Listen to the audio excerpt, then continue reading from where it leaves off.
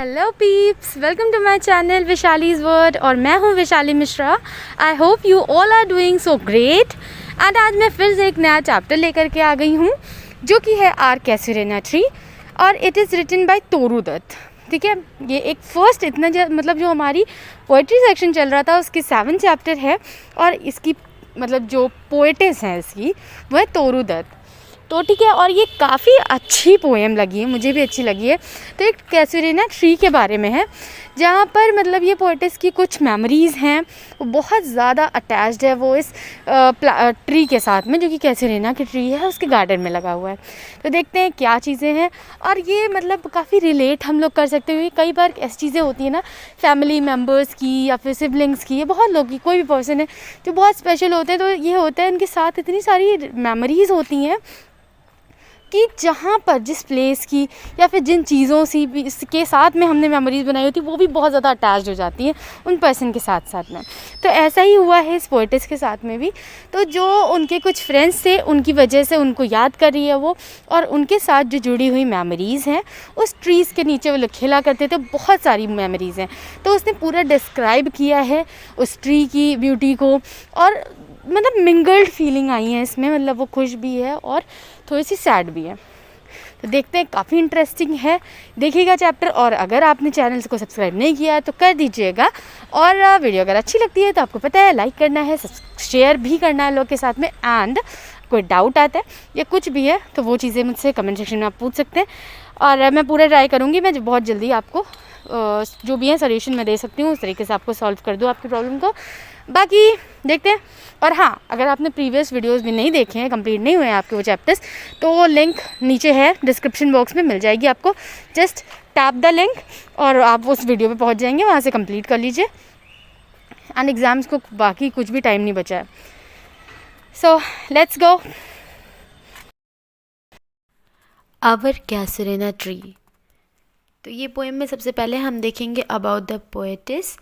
इसकी पोएटिस जो हैं वो हैं तोरू दत्त। तो इनके बारे में पहले चीज़ें देख लेते हैं। Toru Dutt was born in 1856 in Calcutta in a respectable Bengali Christian family. उनका जन्म एक बंगाली क्रिश्चियन फैमिली में हुआ था 1856 में। Her family took her to Europe at a very young age and there she received education under the loving caring of her father. फिर वो Europe ले गए उनकी फैमिली वाले उनको जब वो बहुत छोटी थी तब, और वहाँ पर उनके पापा ने उनको एजुकेशन करवाई, पढ़ाई करवाई उनकी। She was very proficient in French and at a young age of 12 she could speak French very fluently. वो फ्रेंच में बहुत अच्छी थी, और जब वो 12 साल की एज की थी उस टाइम पर वो फ्रेंच बहुत अच्छी बोल लेती थी, काफ़ी फ्लुएंटली बोल लेती थी। She was a poetic genius, और अगर बात करें पोएट्स में तो वो जीनियस थी। She was much interested in the songs and legends of India which she had heard from her mother in her childhood. और वो जो इंडिया के जो भी लेजेंड्स थे और उनके जो सॉन्ग्स थे उनमें बहुत ज़्यादा इंटरेस्टेड थी, और वो जो कि उनकी मम्मी उनको सुनाया करती थी बचपन में। Her first book, A Sheaf Gleaned in French Fields, won praise from well-known critics. ठीक है, उनकी एक बुक थी जो कि सबसे पहली बुक थी उनकी, उसका नाम था A Sheaf Gleaned in French Fields। उसने बहुत ज़्यादा प्रेज़ कमाई, बहुत ज़्यादा तारीफ़ें लूटी और क्रिटिक्स में जाना माना नाम बन गई। Ancient ballads and legends of Hindustan appeared posthumously in 1882। ठीक है, Savitri too appeared posthumously in 1882। 1882 में सावित्री आई, 1882 में ही ancient ballads and legends of Hindustan भी उन्होंने लाई, वो लेकर के आई थी। She also wrote some lyrics giving utterance to her youthful dreams and love of life and nature। और उन्होंने बहुत सारी लिरिक्स भी लिखी जहाँ पर उनका जो लव है नेचर को लेकर के और लाइफ को लेकर के, जितना वो जीवन से कितना प्यार करती है, कितना प्यार वो नेचर से करती हैं, वो साफ साफ दिखाई पड़ता है। ऐसी लिरिक्स भी वो लिख चुकी हैं। Toru was died in 1877 when she was just 21, और उनकी डेथ हो गई 1877 में जब वो 21 ईयर्स की थी। इसके बाद दिया गया है अबाउट द पोएम, तो उसके बारे में भी जान लेते हैं। थोड़ा सा पोएम के बारे में पता होगा तो पोएम जब पढ़ेंगे तो वो और ज़्यादा इंटरेस्टिंग हो जाएंगी। तो let's start. Poem is written by Toru Dutt, इसे तोरू दत्त ने लिखा है, जैसा कि हम पढ़ चुके हैं। She died when she was just 21, जब वो 21 साल की थी तभी उनकी डेथ हो गई। She expresses her intense love for nature, उन्होंने प्रकृति के लिए उनका जो प्यार है वो उन्होंने जाहिर किया है। She likes the tall casuarina tree, एक कैसुरिना ट्री होता है जिससे जो कि इनको बहुत पसंद है।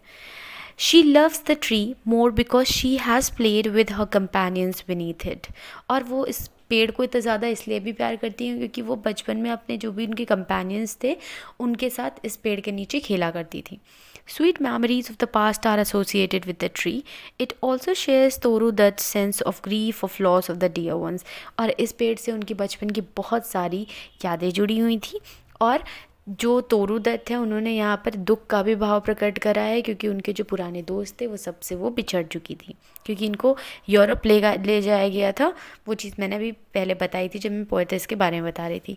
The language of poem is simple रखी है इन्होंने काफ़ी पोएम की language. Toru Dutt has described beautiful tall casuarina tree which has become dear to her soul, उन्होंने पूरा डिस्क्रिप्शन दिया है, अच्छे से डिफ़ाइन करा है उस पेड़ को जो कि कैसुरेना का पेड़ है, और उन्होंने बताया कैसे वो उनकी आत्मा के कितना क्लोज है। The reason is that she passed her early childhood with her playmates under the comely shade of the tree, और एक रीज़न ये भी है कि वो इतने ज़्यादा उसको प्यार करती क्योंकि उसकी छाया में वो बचपन में खेला करती थी अपने साथियों के साथ में। तो यहाँ पे हमने बात कर ली पोएम के बारे में, थोड़ा सा जान लिया, पोएटिस के बारे में जान लिया। अब स्टार्ट करते हैं अपनी पोएम, और अपने वही पुराने एंथुजियाज्म के साथ में सारी चीज़ें हम समझेंगे स्टैंजा वाइज। इसमें स्टैंजा जो है फर्स्ट, और जितने भी स्टैंजाज हैं वो बहुत बड़े हैं, इस वजह से अगर मैं एक साथ एक्सप्लेन करूँगी तो समझ में नहीं आएगा। इस वजह से क्या करूँगी, मैं कुछ लाइन्स अलग अलग करके पहले वो वाला हम लोग एक्सप्लेन कर लेंगे, समझ लेंगे, उसके बाद में आगे बढ़ेंगे। तो पहले 5 लाइन्स में ले रही हूँ। Like a huge Python winding round and round, the rugged trunk indented deep with scars, up to its very summit near the stars, a creeper in whose embrace is bound, no other tree could live। तो मैंने ली है first 5 lines, तो इसमें समझ लेते हैं कि तोरू दत्त क्या कहना चाह रही हैं। तो यहाँ पर कवित्री बता रही है कि उनके बगीचे में, उनके गार्डन में एक पेड़ लगा हुआ है जो कि कैसुरेना का पेड़ है। ये बहुत लंबा और मजबूत है, ये एक बहुत बड़ा पेड़ है, और इसका तना जो है वो बहुत रफ़ है, खुरदरा है। एक मजबूत और क्रूप सा बेल है उसमें, जो कि इस तरीके से लपटी हुई है उससे जैसे लगता है कि एक कोई सांप लिपटा हुआ हो। बेल ने तने पर गहरे निशान बना दिए हैं। बेल की पकड़ बहुत ज़्यादा मजबूत है, इसकी जो पकड़ है इतनी ज़्यादा मजबूत है कि ये कमज़ोर पेड़ को समाप्ति ख़त्म ही कर दे बिल्कुल, लेकिन ये पेड़ बहुत मजबूत है इसलिए उस पर इतना ज़्यादा असर नहीं पड़ रहा है। तो इसमें उन्होंने कुछ चीज़ें बताई हैं पेड़ के बारे में। तो यहाँ पे उन्होंने बेल के बारे में बताया है, बस आगे बढ़ते हैं कि क्या कह रही हैं।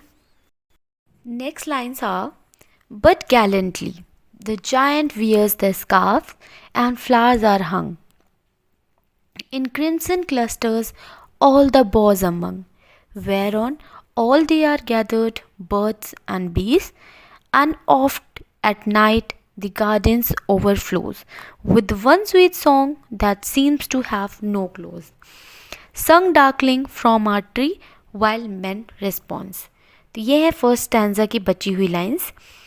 तो यहाँ पर कह रही हैं तोरू दत्त कि पेड़ बहुत ही ज़्यादा बहादुर और शक्तिशाली है, या पेड़ अपने पूरे शरीर में उस इतनी मजबूत बेल को लपेटा हुआ है जो कि अगर कोई कमज़ोर पेड़ हो तो उस मजबूत बेल के कारण बिल्कुल समाप्ति हो जाए, ख़त्म हो जाए।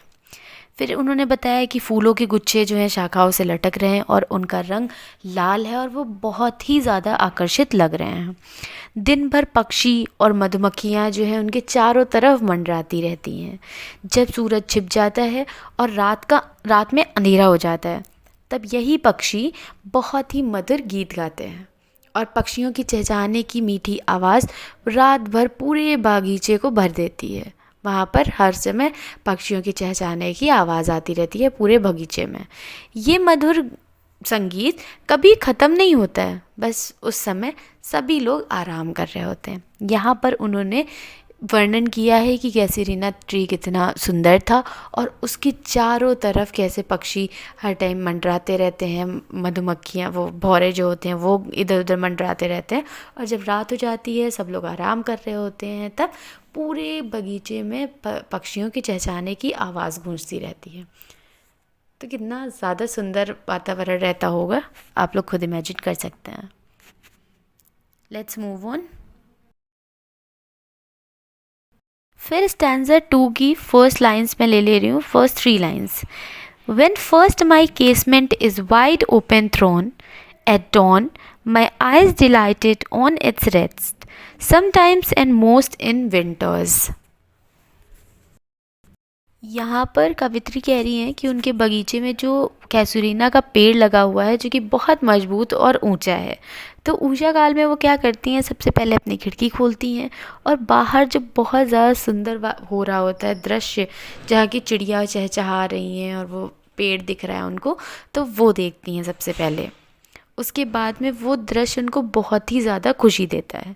और जाड़े के मौसम में कभी कभी बहुत ही ज़्यादा सुंदर दृश्य होता है, वो चीज़ उन्होंने यहाँ पर इन 4 लाइन्स में बताई हैं। आगे बोला है, on its crest a grey baboon sits statue like alone, watching the sunrise while on lower boughs. His punny offsprings leap about and play, and far and near kokilas hail the day, and to their pastures wend our sleepy cows. इसमें तोरू दत्त ने जो पेड़ के आसपास क्या स्थिति है उसका पूरा वर्णन किया है यहाँ पे, इस स्टैंज़ा, सेकंड स्टैंज़ा की इन लाइंस में उन्होंने यही सब चीज़ें बताई हैं। उन्होंने कहा है जब सूर्य बिल्कुल निकलने वाला होता है उस टाइम कैसी स्थिति होती है। वो अपनी खिड़की खोलती हैं और वो क्या देखती हैं, वहाँ पर एक पेड़ पर एक बंदर बैठा था, बबून बंदर बोला है उन्होंने कि वो बैठा था। वो सिर्फ इस तरीके से चुपचाप बैठा था कि लग रहा था कि कोई मूर्ति बैठी हुई है, स्टैचू है वहाँ पर बैठा हुआ। उसके छोटे छोटे और कमज़ोर बच्चे थे, खेल रहे थे, एक शाखा से दूसरी शाखा पे उछल कूद करे जा रहे थे। कोयले चहचहा रही थी, बोल रही थी, गा रही थी। उनका गीत दिन का बिल्कुल ऐसा लग रहा था कि दिन का जो आने वाला दिन है उसका स्वागत कर रही हैं और पूरे गायन से आकाश को भर दे रही हैं। गायें इस तरीके से आलस्य से भरी हुई चल रही थी जैसे नींद में हो, अभी पूरी तरीके से वो जगी नहीं हो, इस तरीके से वो चल रही थी। वे चारागाह में चरने के लिए जा रही थी। तो यहाँ पर इन कुछ लाइंस में इन्होंने यही चीज़ें बताई हैं कि उस टाइम सुबह जब बिल्कुल सूरज निकलने वाला होता है तब वहाँ पर कैसा माहौल होता है, कैसा वातावरण होता है, कौन क्या कर रहा था, उसका पूरा वर्णन यहाँ पर इन्होंने किया है। ओके, नेक्स्ट लाइन देख लेते हैं। And in the shadow on broad tent cast by that hoary tree so beautiful and vast, the water lilies spring like snow mast. तो ये सेकेंड स्टैंज़ा की लास्ट लाइन है। यहाँ पर कवित्री कह रही हैं कि जो पेड़ की परछाई है, बहुत ज़्यादा बड़ा पेड़ है तो बहुत बड़ी परछाई बनती है ज़मीन पर, और वह बहुत ही विस्तृत और सुंदर है। उस पर फ्लावर्स, जो लिली के फ्लावर्स उन्होंने कहे हैं, लिली के फूल इस तरीके से गिरते हैं और एक ढेर सा बना लेते हैं, और दूर से देखने पर ऐसा ही लगता है कि एक बहुत बर्फ़ इकट्ठा हो गई है, बर्फ़ का ढेर सा लग गया है। तो वहाँ बोला है उन्होंने कि सुबह इस टाइम बहुत ज़्यादा अच्छा लग रहा है, ये दृश्य उनको बहुत ज़्यादा खुशी देता है कि परछाई बनी है, उस पर फूल गिरे हैं, सफ़ेद फूल हैं, इसलिए ऐसा लगता है कि बर्फ़ का ढेर बना हुआ है वहाँ पे। तो हो गया हमारा सेकेंड स्टैंज़ा भी कंप्लीट। अब बढ़ते हैं थर्ड स्टैंज़ा की तरफ। But not because of its magnificence, dear is the casuarina to my soul. Beneath it have played, though ear may roll one, O sweet companions, loved with love intense. For your sake shall the tree be ever dear. Blent with your images, it shall arises in memory, till the hot tears blind mine eyes. तो ये कुछ lines बोली गई हैं third para के, कुछ 4 lines to 5 lines मैंने लिए हैं। पहले इसे एक्सप्लेन कर देती हूँ। यहाँ पर तोरू दत्त कहती हैं कि वो पेड़ को बहुत ज़्यादा डीपली, पूरी गहराई से प्यार करती हैं। वह पेड़ को उसकी जो बहुत ज़्यादा अच्छी या फिर आकर्षित करने वाली आकृति है, उसकी जिस तरीके से जो बनट है, जैसे बनावट है उसकी, वो उसके लिए उसे प्यार नहीं करती हैं, लेकिन वो जो पिछली बातें हैं उन सबको याद करती हैं और अपने प्यारे दोस्तों को याद करती हैं, जिसकी वजह से ये पेड़ उनके लिए और ज़्यादा प्रिय बन जाता है। बचपन में वो अपने साथियों के साथ इस पेड़ के नीचे खेली थी। वो उन मित्रों को याद करती हैं। समय बीत जाएगा, चीज़ें भी बदल जाएंगी, लेकिन वो हमेशा इस पेड़ को बहुत प्यार करेंगी। यहाँ वो कहती हैं कि इस पेड़ से उनकी बहुत सारी यादें जुड़ी हैं और ये यादें हमेशा उनके दिमाग में रहेंगी, वो कभी भी इन्हें भूलने वाली नहीं हैं। और यही कहते कहते उनकी आंखों में आंसू भर जाते हैं। फिर देखते हैं आगे जो नेक्स्ट लाइन्स हैं। लास्ट लाइन है इस थर्ड स्टैंजा की, वो क्या कह रही हैं। What is that dirge like murmur that I hear, like the sea breaking on a shingle beach? It is the tree's lament on earl's speech, that happily to unknown land may reach. तो यहाँ पर इससे जो ये lines है, इनसे जो कवित्री हैं तोरू दत्त, उनका कहना है कि वो पेड़ के बारे में सोचकर बहुत ही ज़्यादा प्रभावित हैं। वो सोचती हैं कि मानो पेड़ बहुत ज़्यादा दुखी है और दुख से उनको धीमे धीमे कराहने की आवाज़ आ रही है। कराहने की आवाज़ की तुलना उन्होंने यहाँ दुख से की है, शोक से की है, जो कि उन्होंने क्लियर बहुत नहीं किया है। उन्होंने फिर उदाहरण दिया है कि जिस तरीके से जब समुद्र के किनारे पर पड़े कंकड़ों से उनकी वेव्स, लहरें टकराती हैं, तो वो एक अजीब सा अलग सा साउंड क्रिएट करती हैं, आवाज़ निकालती हैं। उसी तरीके से इस पेड़ से जुड़ी यादें उन्हें रोने के लिए मजबूर कर देती हैं और वो अकेलापन और निराशा महसूस करती हैं। जब भी वो उस पेड़ को देखती हैं, उससे जुड़ी हुई जितनी उनकी पास्ट में यादें हैं वो सारी ताज़ा हो जाती हैं और यही सब सोचते सोचते उनकी आँखों में हमेशा आंसू आ जाते हैं।